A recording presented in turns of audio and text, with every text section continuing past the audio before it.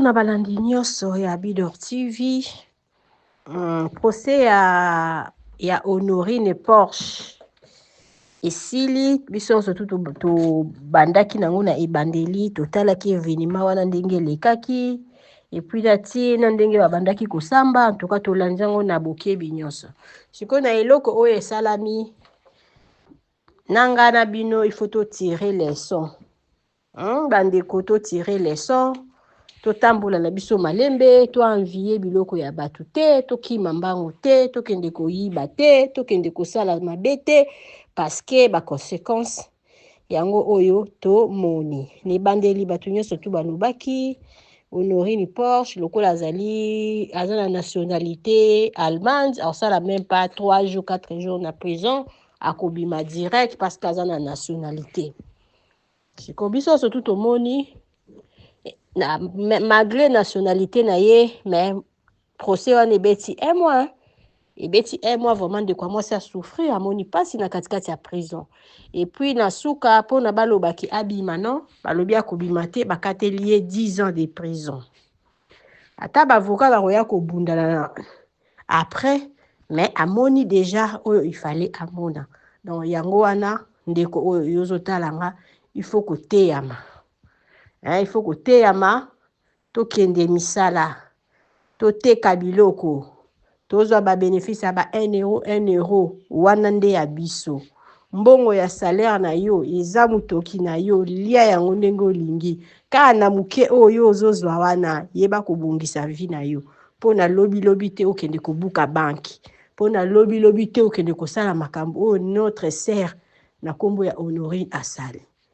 Alobi antima nzambe te menga nazo senga mawa nzambe ekita likolo na ye parce qu'aza mère de 4 enfants. La vie continue. Ba perte o esalamaki neti na eloko lokola banque ezala mbongo ya mutu privé te, eza pe mbongo ya gouvernement te, eza mbongo ya batu. Mutu banque aza commerçant. Azozwa bambongo batu bazozwa bambongo bazokende kobomba kuna. Donc ba vide ba perte o esalameli na banque pe kolinga bongo te. Ndenge moko pe na hotel oyo notre sœur na kombo Honorine akendeki kolala. Bango pe baolinga perte te parce que mukolo hotel wana azali commerçant ou bien commerçante. Donc to sala baninga mabete to linga kokende te to yiba na banki po na banki wana ekoma na faillite ekoma na perte et donc bato babomba mbongo wana lobi bakoka kobimisa bambongo na bango te oke kosala ndeko moko boye azala na ye na debuyaka na ye aza na mwa hotel na ye olinga okende kosala mabe po na bakanga hotel ya muninga po na bakende kosala boye nyonso tu wana lifuta nango ekozala.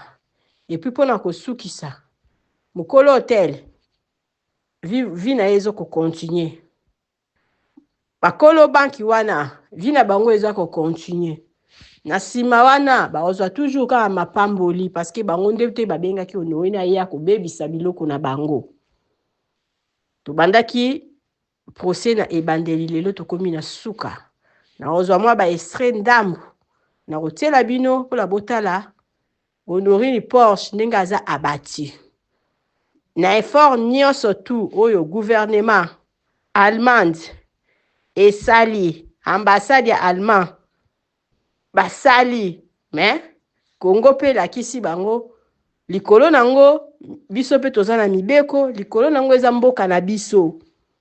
Elingi koloba te ke lokolo oza na nationalité lokola oza ochange nationalité oye kaka osali mabe babimisi olobi po oza na nationalité bango pe baza na mibeko na bango. Donc yango wana tomoni ete ya biso. Bon attendeur, sali botala ba image. Merci. Osa abonate Mama Bijou alobi s'abonner na Bidor TV. Osa fina pe croche wana ya notification te finira nga partager pona ndeko wana kene ko yoka mwa conseil muke Mama Bijou apesi pona makambo etali procès ya Honorine ndenge bandaki na ndenge tosukisi. Partager vidéo oyo nzamba lola akopambola yo. Merci.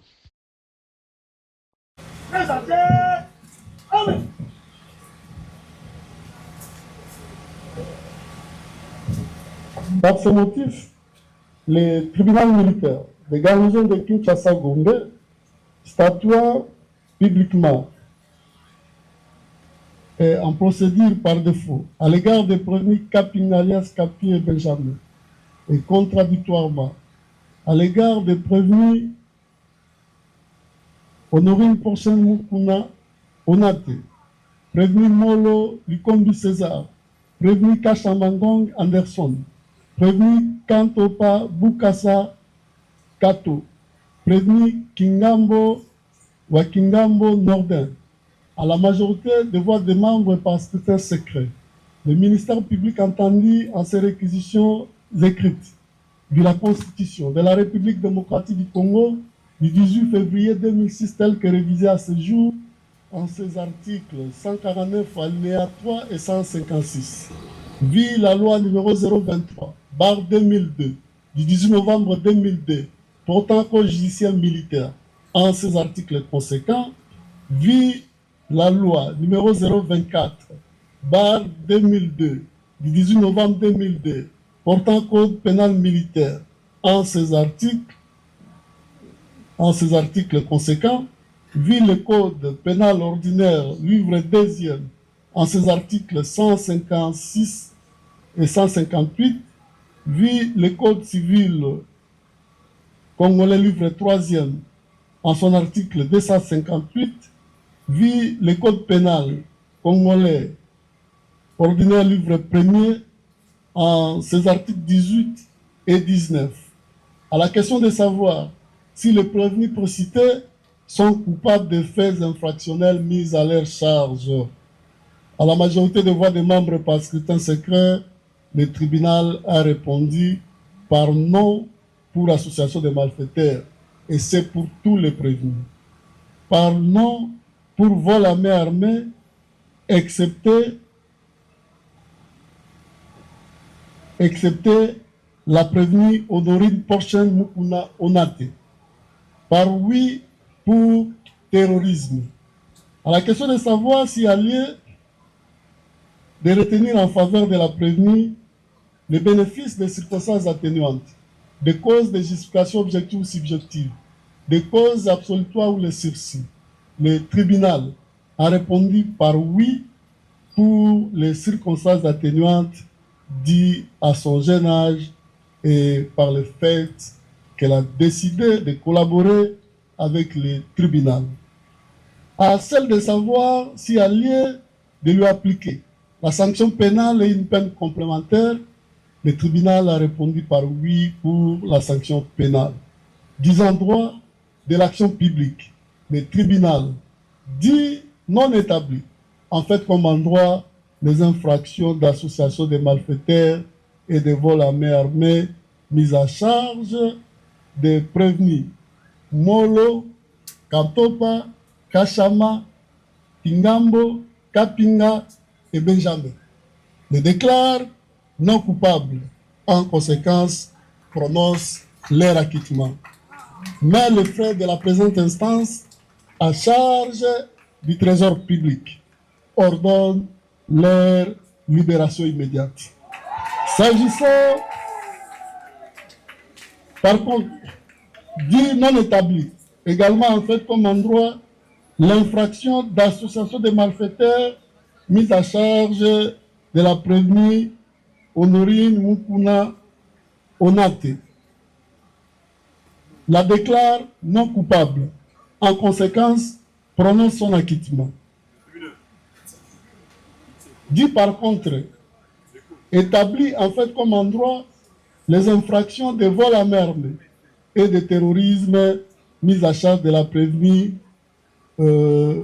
Honorine Porcel Mukuna Onate, la déclare coupable.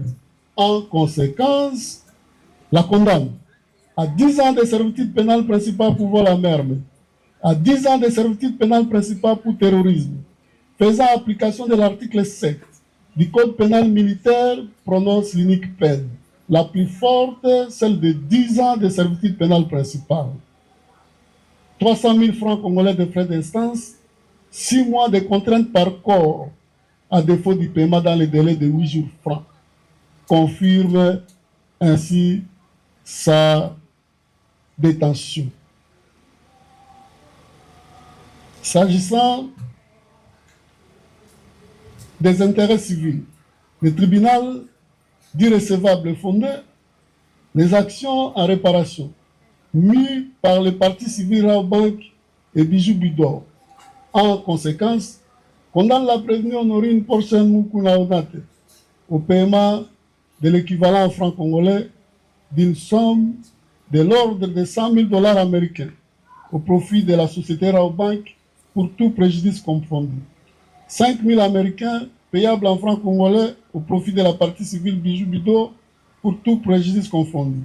Ordonne la confiscation du jouet en forme d'une arme saisie gisant au dossier au profit de l'État congolais. Ordonne également la restitution du passeport allemand appartenant à la prévenue Honorine Porchen Mukuna Onate. Ainsi, jugé et prononcé à l'audience publique du tribunal militaire de Ganzo de Kinshasa Gombe de ce mercredi 26 novembre 2025, à laquelle ont siégé le major magistrat Eume Ampiampoutou Freddy, président, le major Mwata Yav, juge assesseur, le commissaire supérieur adjoint Kitenge Françoise, juge assesseur, le capitaine Salah Dikanda, juge assesseur, le commissaire principal Pai Obaka Papi, juge assesseur, avec le concours du lieutenant-colonel magistrat Radabou Bachirou Innocent, substitut de l'auditeur militaire supérieur faisant fonction de l'auditeur militaire de garnison représentant le ministère public et l'assistance du major Mouyembe Sansanya, greffier du siège, armes au pied repos.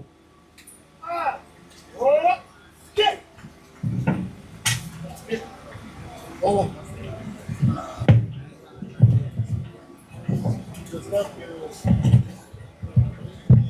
Donc, qui décision à tribunal, dans le dossier Salaki Keto, Sangana Awa, pour le tribunal à Kati Makambo, Aza ko informé la partie que bazana 5 jours pour la kokende na appel, pour la monique tribunal à Kati Mabe, a koki kokende na appel pour que Asamba Lisusu na cour militaire et pas wapi baleki biso na maele na yango to tiki ba prévenu na maboko ya ministère public opesi merci pelongonya et pas ya la police o bayambi biso na mikolo nyonso to sali awa nzambe abakisela bango. Plus rien n'étant inscrit à l'extrait des droits de séjour, l'audience est levée.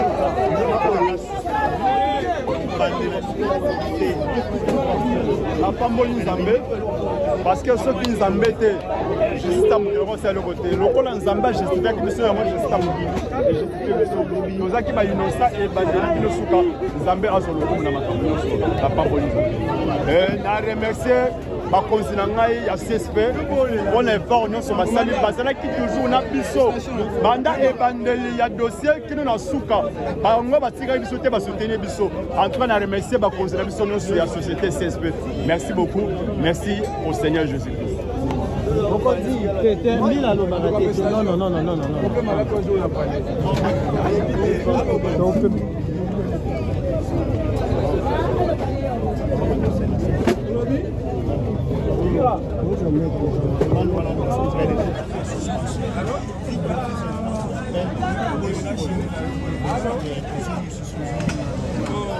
Voilà.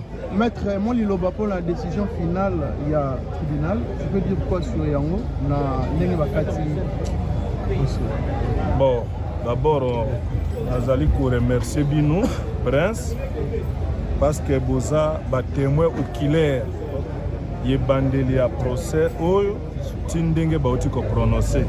Équipe nyonso yo moni balingami pembeni na ngai boye, l'équipe ya défense autodéfendaki ba policier y compris na madame Honorine parce que babana yo poursuivre ba policier que basala qui infraction wana ou ba infraction wana en participation criminelle na madame Honorine. Kaka na ba micro na bino wana ebisaki bino que non bo tenir compte na réquisitoire ya ministère public parce que ça fondé ata na preuve mon côté par rapport aux policiers. Na ebisaki bino que ba infraction azali ko babana ko poursuivre bango ya association de malfaiteurs na vol à main armée en participation criminelle et que vous allez établir dès lors que les policiers na ba civil wana ya ba sécurité ba mona madame Honorine na bango ya liboso na vie na bango kaka mukolo événement wana esalamaki dès lors que infraction ya association de malfaiteurs esengaka organisation ya bande pe bande est organisée.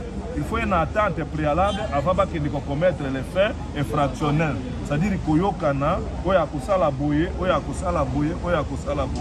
Dès lors que l'officier du ministère public n'était pas à la mesure, il y a que démontrer l'existence d'abord de l'association de malfaiteurs que le tribunal a quitté le client et a renvoyé Bango na poursuite judiciaire.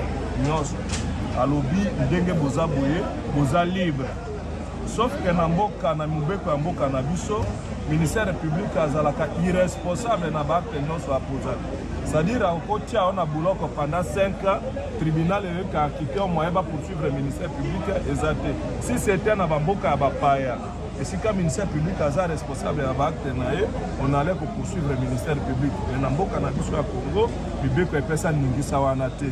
Ce que je peux conclure, ba client na biso baza quitté Batiki Bango, Tozo Kendena Bango, et là, si effectivement que nous étions à la hauteur, il y a pour défendre Bango, merci.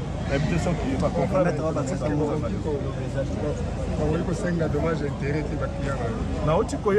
Non, le col a dossier, c'est un dossier à ministère public. Sauf que Tozala qui, devant le tribunal des droits communs, que juge Azala qui, l'action publique est mise en mouvement par voie de citation directe. Wanande va prévenir, loi Pesaka Bango, Zela, il y a que se constituer partie civile contre plaignant et amener Bango directement dans le tribunal. Voilà, on a eu pour répondre à la place. Merci beaucoup, maître. Merci. Bonsoir, Maître Massoudi, résultat final est Katami, va condamner Honorine Porsche. Guillaume Kozalaki, avocat naïe, mais qui va défendre. Est-ce qu'on sentira un échec par rapport à combat socialito? Vous êtes quand même satisfait d'un résultat pour échapper à la peine de mort? Merci beaucoup de journalistes. Je pense qu'à ce stade, nous avons choqué dans la décision de la justice. Parce que nous sommes avocats, nous avons une obligation lorsque le tribunal te couvre, c'est-à-dire une instance, il y a un jugement qui a se prononcé, nous avons d'abord une obligation de s'incliner devant cette décision. Et on peut s'incliner, mais puisque la loi et ça, voit mon sous-sous, pour la réformation de la décision, je crois que puisque nous avons un délai et que tout le monde peut à ce stade, je vais tout simplement dire que je suis content et je m'incline devant la décision qui a été rendue par le tribunal. Et s'il faut qu'ils aient une voie de recours, tout ça, les gens pour mon côté. Donc, je conclue pour dire que c'est juste une bataille qui est perdue. Mais le combat n'est pas encore perdu parce que tous les gens ont une voie de recours autorisé. Que pensez-vous? Recours auprès du tribunal, ni vous repensez ça après décision finale? Non, mais tout naturellement. Surtout que c'est un droit qui nous est garanti par la Constitution. Voir ça, la recours, c'est normal. Alors nous, on est avocats, on ne sait pas se prononcer directement. Nous allons nous concerter avec les clients et bateau bazo pour accompagner. Et si na sortie entretien nous sommes décidés d'interjeter appel puisque nous avons encore 5 jours. Nous allons interjeter appel et troquer na cour militaire pour parce que l'idée gozala toute la réformation à décision aux arènes. Mais beaucoup d'anambano ya kosengela ka sala boloko até exactement quoi ba facteur par rapport à droit de éviter. Bon, ça peut arriver, il y a question il y a 3 ou les arabes déjà normal. Mais dans ce stade yo faut retenir on a s'il faut token des potos de réformation à décision donc réformer en côté na kosenga qui ne pas na bango na allemand autant to kosenga qui ne ba que délai à 5 jours peut goleka et décision est commis na force ya chose géné to benga na mobeko alors moi ko sala ko kozala lisusu te les miens à faire kozala to sala d'abord recours to ke to sambi lisusu et donc la bavoie ezana photo ici d'abord na bavoie nyonso wana c'est pas la suite il y a bavoie nyonso wana celui kaka peut-être tous a toujours satisfait, tout client a toujours satisfait. Là, on pourrait penser à cette question, mais à ce stade, retenez que Awaza condamné à 10 ans de prison et tous en avoir voie de recours pour permettre à Bissotto qui est peine en cours militaire pour réformer les décisions, tout va confirmer. Donc, tous en ont. Mais motivation, c'est de défendre le moto à Salimabe. Non, mais je crois que cette question, n'a répondu à déjà en interview, au ça la dernièrement. Mais c'est déjà la constitution et peut ça garantit que toute personne a le droit de se faire assister par un avocat ou un défenseur de son choix. Et on a lobby wana eza corollaire, il y a principe sacro-saint ou tout bien un principe, il y a présomption d'innocence. Ce qui veut dire ceci que lorsque motomoko a salimbeba yonangai puisque toza ba zuzité ba juste toza na droit te ya ko imputer fait on a de manière directe. Faut donc na eli boso ya bazuzi to ba ko sambisa ye ba ko mener pas de marge sur basali awa c'est-à-dire ba instruction pour pas découvrir la vérité et jusqu'à ce que culpabilité na ye ekozala établie et que n'enge ba prononcer boy là vous veut dire peut-être que aza moyibi tout ce que vous veut dire mais tant que ba juge ba se prononcer que non c'était normal le rôle la condition apesi toi on a na moto nyonso biso ba avocat pe eza obligation na biso ya ko assister mo nyonso ndeto yaki to sala musala et tozo continuer pe ko sala musala to kotika te parce que ça client na biso to ko assister ti na suka ya makambo. Voilà. Maître, s'il faut rebaquer ça s'il vous plaît moi quelque chose par rapport à tout ce qui vient de se dire ici. Je ne sais pas qu'est-ce que vous pouvez ajouter. Non mais c'était une grande bataille juridique. Pour nous c'est une victoire parce que vu les préventions qui ont été retenues, normalement ça devrait être la peine de mort. Mais la défense s'est battue, on s'est battu pour avoir ces 10 ans. Comme l'a dit mon estimé confrère, on va maintenant voir à l'interne, consulter la cliente aussi, voir. Parce qu'il nous reste encore de voies de recours qu'on doit encore utiliser. Et on verra. Si c'est bon, on ira en appel. Mais voilà, mais sinon pour nous c'est une grande victoire en tout cas. On n'est pas déçus de la décision, on ne peut que s'incliner encore avocat. Et voilà, c'est une grande victoire pour moi en tout cas. Qu'est-ce qu'on peut espérer, tout le monde qui vous regarde, qu'est-ce que nous pouvons espérer pour les jours à venir par rapport à Honorine Porsche? C'est ce que je l'ai dit dans mon propos introductif, que pour nous c'est une victoire et que la loi ne se limite pas là, il y a des voies de recours. Mais après concertation à l'interne avec les autres confrères et la cliente, on verra quelle stratégie adopter, soit à l'appel, soit accepter cette décision. Et voilà, donc pour nous on estime que les choses se sont déroulées comme on l'espérait en tout cas. Excusez-moi, juste une petite question de curiosité. Est-ce que vous avez reçu le soutien de l'ambassade alors? Bon, l'ambassade, je ne sais pas quand tu dis soutien, à quoi fais-tu allusion exactement? Parce qu'ils vous ont fourni des documents, des soutiens au niveau, dans les moyens financièrement, parce que lorsqu'on parle des dommages de 100 000 $, est-ce qu'Honorine a fait même l'Allemagne parce qu'elle avait des dettes de 20 000 euros et maintenant c'est 100 000 $. Est-ce que vous comptez à recevoir des soutiens par rapport aux dommages qu'elles doivent à la partie civile? Déjà en termes de soutien, l'ambassade a joué un très grand rôle parce que nous avons obtenu le rapport médical grâce à l'ambassade, donc on a vraiment collaboré. Je pense que l'apport de l'ambassade a été très majeur et très capital dans cette affaire. Et oui, en termes de soutien, oui, on a reçu ces soutiens dans ce sens-là. Mais ça ne sera pas pédagogique de parler ici des honoraires, soit de tout ce qui sera financier, je pense. Mais en termes de soutien, oui, l'ambassade a joué un grand rôle. Voilà, il nous a vraiment aidé en fournissant de certains documents qui a été utile d'ailleurs pour l'issue du procès. Merci maître. Tu as une question moko na linga la vraiment. Motivation zakini ya soutenir ndeko oyo. Est-ce que ba benga kiyo to ezali kaka yo mo se présenter ki pour nous défendre ndeko Honorine? Non mais déjà l'avocat a compris pour y être dessus ba benga été. Je pense a toujours consulté au préalable. Nous avons été consultés. Il y a moto yaki ko sala musala ba benga la démission. Pour madame Honorine. Vous savez malgré tout beaucoup mais bozo linga kotika te bozo linga olandela toujours. Parce que mais bezo mona na normal ki ya moto asali mabe. Bambeba ozala qui retenu en principe ezala qui peine de mort. OK. Mais le fait que disons ils joignent, c'est que la défense pour ça dit musala mort ya makasi et on va pas se limiter là. Tokobunda, tokotala. Ceux qui ont un appel, on va vraiment espérer que Ekita et pourquoi pas l'acquittement pour notre client. Vraiment merci beaucoup maître. C'est un bouton de mine. On a ça pour dire mais j'aimerais renchérir par rapport à ce qu'a dit mon estimé confrère ici, par rapport à la question qui a été posée par l'un de vous, relative au soutien que nous avions bénéficié de la part de l'ambassade. Et si j'aimerais souligner pour vous rappeler que l'ambassade a, depuis le début de ce procès jusqu'à aujourd'hui, nous sommes arrivés à la fin, à accompagner sa ressortissante. Et cet accompagnement a été fait sur les plans moral et aussi matériel. Quand je dis sur les plans moral, parce que déjà quand vous voyez à chaque audience la présence d'un conseiller sur place, sachez-le, c'est déjà pour remonter les morales des lignes de leurs ressortissantes qui est ici dans le cas d'espèce Madame Honorine Porche. Et à ce qui concerne les soutiens matériels, l'ambassade nous a accompagnés, non pas qu'il a lui-même fourni les documents dont on avait besoin, mais il nous a plutôt apporté son soutien pour aller dans des organes compétents afin d'entrer en possession des documents dont on avait besoin. C'était la précision que je voulais quand même mettre ici pour comprendre que l'ambassade ne nous a pas fourni des documents, mais il nous a accompagnés pour avoir des documents qui pouvaient nous servir pour mieux préparer la défense de sa ressortissante. Maître, excusez, c'est que le document peut l'ambassade a fait ça